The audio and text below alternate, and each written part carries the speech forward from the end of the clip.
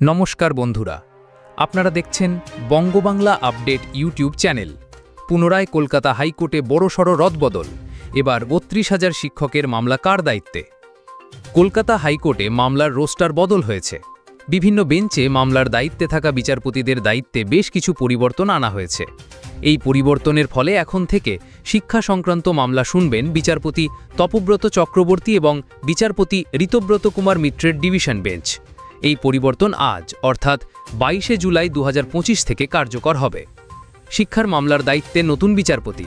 কলকাতা হাইকোর্টের সাম্প্রতিক রোস্টার পরিবর্তন অনুযায়ী শিক্ষা সংক্রান্ত মামলা অর্থাৎ গ্রুপ 2 এখন থেকে বিচারপতি তপব্রত চক্রবর্তী এবং বিচারপতি ঋতব্রত কুমার মিত্রের ডিভিশন বেঞ্চে শুনানি হবে। বিচারপতি তপব্রত চক্রবর্তীর এই ধরনের মামলা শোনার পূর্ব অভিজ্ঞতা রয়েছে, যা এই পরিবর্তনের একটি গুরুত্বপূর্ণ দিক। একই সাথে বিচারপতি সৌমেন সেন এবং বিচারপতি অপূর্ব সিংহ রায়ের ডিভিশন বেঞ্চ এখন থেকে গ্রুপ 8-এর মামলা শুনবেন।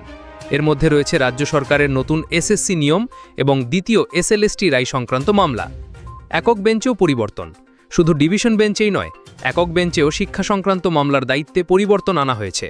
মাদ্রাসা, প্রাথমিক, পার্শ্ব শিক্ষক এবং মাধ্যমিক শিক্ষা সংক্রান্ত মামলা এখন থেকে শুনবেন বিচারপতি রাজর্ষি ভরদ্বাজ। বিচারপতি সৌগত ভট্টাচার্য এখন থেকে শুধুমাত্র মাধ্যমিক এবং উচ্চ মাধ্যমিক শিক্ষা সংক্রান্ত মামলা শুনবেন। ৩২,০০০ প্রাথমিক শিক্ষকের চাকরি বাতিলের মামলা।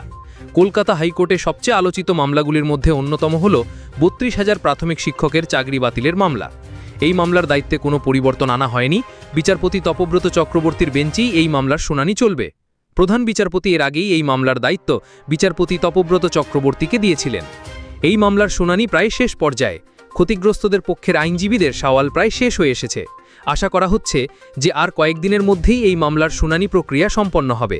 ভিডিওতে বিশেষভাবে উল্লেখ করা হয়েছে যে অন্য সব রোস্টার পরিবর্তন হলেও এই নির্দিষ্ট মামলার বেঞ্চ পরিবর্তন হওয়ার সম্ভাবনা প্রায় নেই, যদি না কোনো গুরুতর অপ্রত্যাশিত ঘটনা ঘটে বা বিচারপতি স্বেচ্ছায় সরে দাঁড়ান। এই রোস্টার পরিবর্তন কলকাতা হাইকোর্টের বিচার প্রক্রিয়া একটি নতুন অধ্যায়ের সূচনা করল। এখন দেখার বিষয় এই পরিবর্তনের ফলে মামলা নিষ্পত্তিতে কতটা গতি আসে এবং বিচার প্রার্থীরা কতটা উপকৃত হন।